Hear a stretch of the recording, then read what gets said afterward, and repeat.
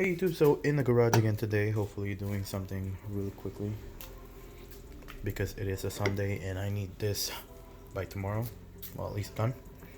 So what I have right here are motor mounts.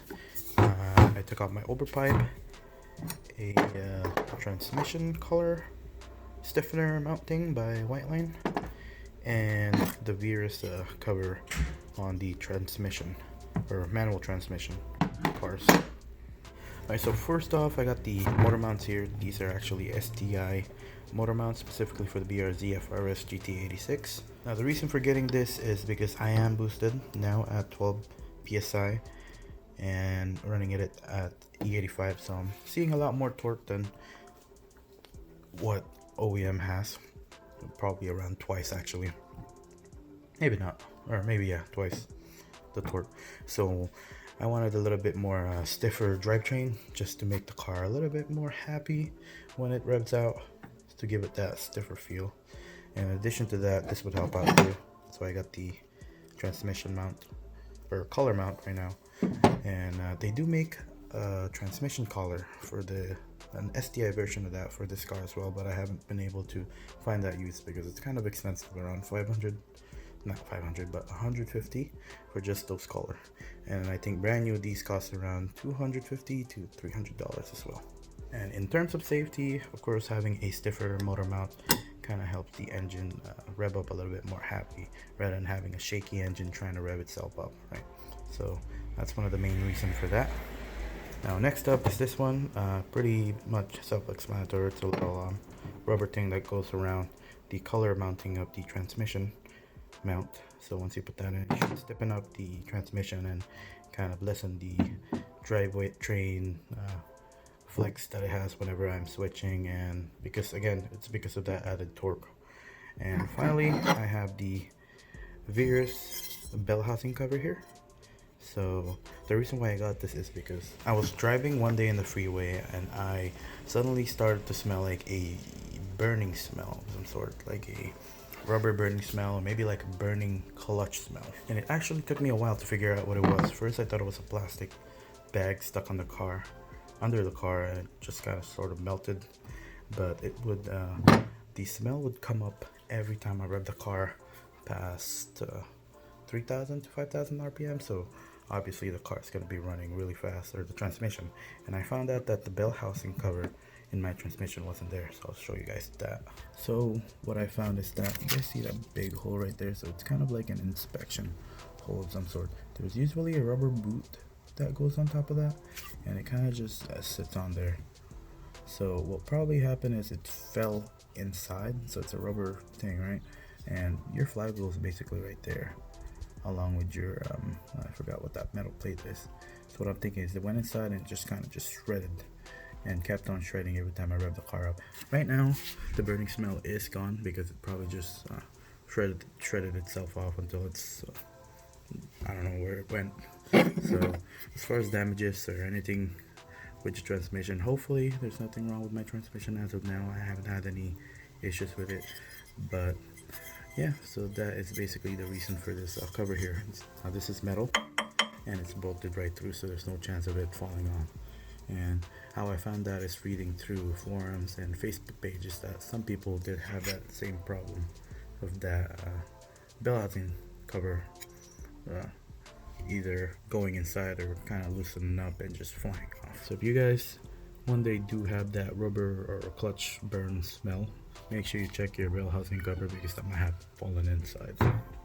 Alright, next up is I have my overpipe here. The reason being is that I am having some kind of knock in my car now, and my advanced multiplier, basically what controls the timing, is stuck on 0.70. So usually that's supposed to the car is supposed to start at 0.7 and then gradually go up to 1, but for some reason mine isn't going up, and sometimes mine is actually going down. So what I was thinking is I haven't actually sent my tuner logs because I want to make sure that it's on my end rather than the tune itself. And in addition to that, before, or actually let me explain this first. So this thing right here is what holds my what held my overpipe up. So this goes up to the header, and this bolt right here goes to the overpipe, just like this. But as you guys can see, I took this off because it was just beat up in there. When I looked under the car, it was just, the condition of it was basically like this. It was all ripped up. So after that, I actually had after taking that off, I actually had the knocking problem. So what I'm thinking is this overpipe is hitting the subframe or whatever else I have under the car. Hopefully that's what it is. So what I'm going to be doing is I'm going to be wrapping it in titanium wrap right over here, so you guys can see, just so it can, whenever it does hit the subframe, it's not going to have that metal to metal contact, which is probably what's giving the knock sensor a run for its money. So I did read that some overpipe, when they do hit the metal frame or anything under there, it actually triggers the knock sensor, which is a false knock. And what happens then is it adjusts the timing and lowers it because it's thinking you have a little bit, you actually have real knock, while it's actually a false knock happening. So hopefully that fixes that, and hopefully I can do this and finish it all in a day. The most challenging part is probably these motor mounts right here. I'm under the car now, and as you guys can tell, it's actually probably better to do the motor mounts before installing a turbo kit because you have a little bit more leeway, and preferably when everything is off. So to start off, you need to take off these 14mm bolts right here and right here using a deep socket tool, which I have right over here. Alright, so once you guys got those two bolts out, you can basically lift up the engine. But here comes the scary part, because I don't really know how much is a safe amount to actually lift it up, as you guys can see there. So what I ended up using is a paper towel on top of a brick because I couldn't find wood. But yeah, lift it up by the oil pan, and I'm gonna go ahead and hurry and take off one of the mounts. Alright, so at this point is where you guys should be really careful, because if ever your finger is on here and your lift fails, that would be basically say bye to your fingers. But as far as bolts, there's one here, 14mm. As far as it's right over here, and another one right over there. So pretty simple on this side so far. It's 14mm too, so the best way to access that is with a small ratchet like that. And should we take that off, and this should come right out. Alright, so here we go for the passenger mount. So whenever you guys are putting it back or installing the new piece, make sure you match them right over here and the back. So there is this block here that goes to the block, so it inserts it and you basically tighten it. So that's good there. I'm gonna go ahead and install this and see how hard that's gonna be. Oh, actually I missed that. You guys can see this is actually backwards, so it's gonna be this one right here. So always double check that they do match. There we go. So I used the provided bolt in this case that had that. And again, installing that now. Alright, so as you guys can see, not too bad here. And I got them all bolted up, so one over there and the other one over there. And again, I'm gonna and of course, as for the passenger side, all I have to do now is torque them to 26 foot-pounds of torque. Alright, so that's the one there. And again, the driver's side is usually where people have trouble with, especially when you have a turbo install there. Now the thing that makes it really hard is having the headers on there. So if you guys are NA or you're planning to put your turbo kit later on, that's why it's always better to do this beforehand, because since I have the turbo manifold there, I have a couple of bolts that are hard to reach, so I'd rather not take it off, and then I'd have to take off my oil ends and all that stuff. So something I want to avoid. So in this case, I'm gonna go ahead and see if I can put this on without having to take off too much. But I do believe I might have to take off some of the subframe bolts, something like that. So if I do, I'll show you guys that. So alright, so it was a little bit of a struggle, so you guys can see, but I got it off. I actually went to YouTube and found Johnny B's method of doing this. So what I had to do was take off this steering rack bolt here, which is a 17mm. So be sure to use a breaker bar on this, because it's really torque really tightly. I think it was 89 foot-pounds of torque. So one there and another one there. Once you do that, you can go ahead and turn the steering wheel to the left, and this would bring it down and give it enough room to actually slide out the mount this way. Take that off. Alright, I'm gonna go ahead and install the other mount. So not too bad on that, and we should be good to go. Alright, so managed to put everything back together. This side wasn't too bad. Again, as long as you take off the rack down here, pull it down, turn the steering wheel to the left, that should come right out here, and new mount will come in. After that, all you gotta do is re-straighten the wheel, and this rack should line up, put the bolt back, and torque it to 89 foot-pounds of torque. That's right, 89 foot-pounds. So it's kind of tough to do that under the car, but I managed, so you guys should be able to as well. So I'm gonna go ahead and move on to the next thing, which is putting that overpipe back after I do wrap it. Alright, so I got my overpipe wrapped here, so you guys can see. It's not the best job, but hopefully it'll help in keeping that false knock down, as you know, since the wrap should stop it from having that metal to metal contact. Hopefully it'll work. I'll put that back in and bolt it up. It should be good to go. Alright, so I got my overpipe back. As you guys can see right there, I am going to be leaving the motor mounts off first, because I am going to be putting that Whiteline Transmission bushing over there. And to do that, there's a couple of ways people usually do it, but in this case I'm gonna do it this way. Since I have my motor mounts off, I'm just gonna take off that bolt right in the middle, that transmission collar, which is over here, 17mm bolt. I'm gonna lift up the transmission and slide in that collar, and it should be good to go. You guys can see I got the transmission lifted, and all you have to do is slide in that collar right over here. Alright, so it's as simple as that. You just gotta push this bolt a little bit up, and you have enough room to actually slide it in. White line facing this way, and just match up the hole here. You can see a little bit too much. Pull it back. There we go. Drop the bolt in, and you should be good to go. Also grease up the top of this a little bit so it slides in nicely. Other than that, you should be able to tighten it, and there it is.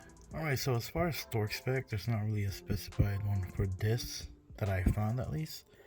But I've just tightened it down to where it doesn't move, because if you do over tighten it or tighten it the same way, this will be crooked. So I kind of just held this down as hard as I can and tighten it without it being skewed. So yeah, if you guys find torque spec for this or any tips for tightening this, let me know.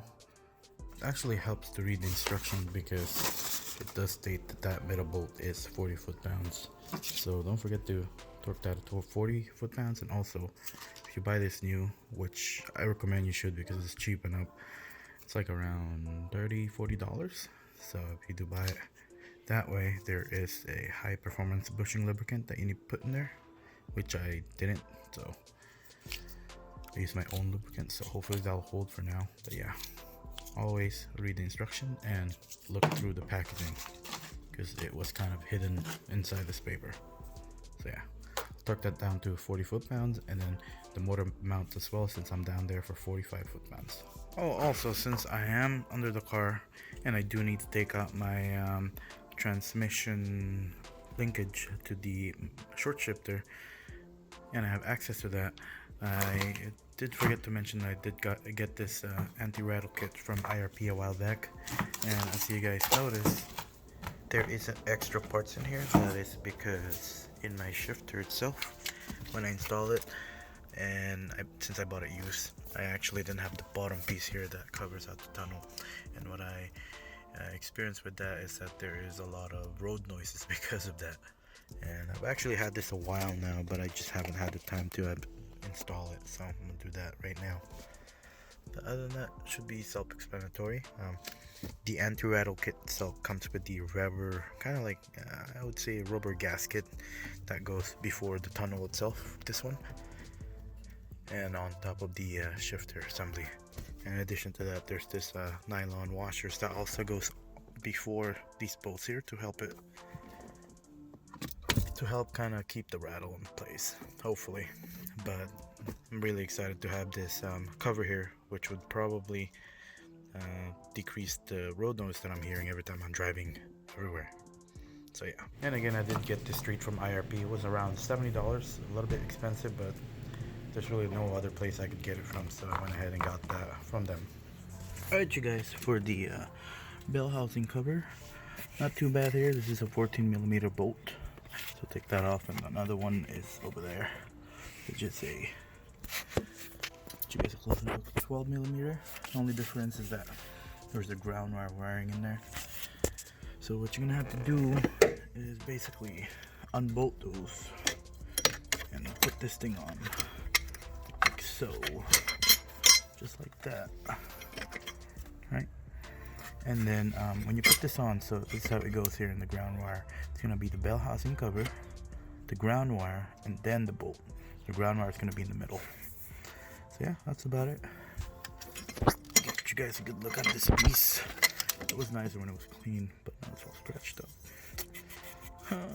But yeah, it's a nice little piece. Do that, and that should be it for the day. Alright, you guys, so finally got those bolts out there. Keep in mind, or a couple of tips here. That bolt right there, at least for me, was really tight. So I had to use like a breaker bar to even get it. And even with that, it was hard. So that's the 14mm. And also got that bolt off. That one was easy. But this one here, just put that on like that, because it'll probably be a bad idea if one of your bolts actually get in there, right? Gets lost in there. So yeah, just put that, and just, or actually a couple of paper towels would work too. So now all you have to do is bolt this thing on, and you should be good. There we go, just like that. And again, you want that ground wire to be on top. So on top of here, and then the bolt. But yeah, torque them down to 16 to 20 foot-pounds per the Verus engineering manual, and that should be it. Actually, one more thing. Try not to over tighten that thing right there. I've been trying to torque it down to 17 foot-pounds, and it's just slipping, so I don't want to strip it.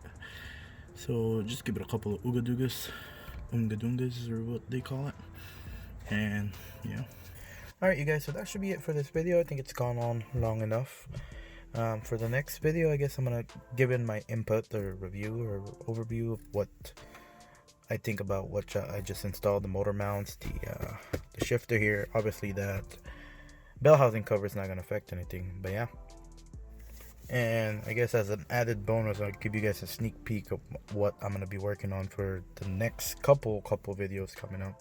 Just right over there. What is that? Do you see that? But yeah, other than that, like always, if you guys like these kind of content, please consider subscribing. If you guys like the video too, entertained you, help you out, please give it a thumbs up. And other than that, if you guys got any comments, suggestions, or questions, just let me know in the comment section down below, and I'll see you guys next time.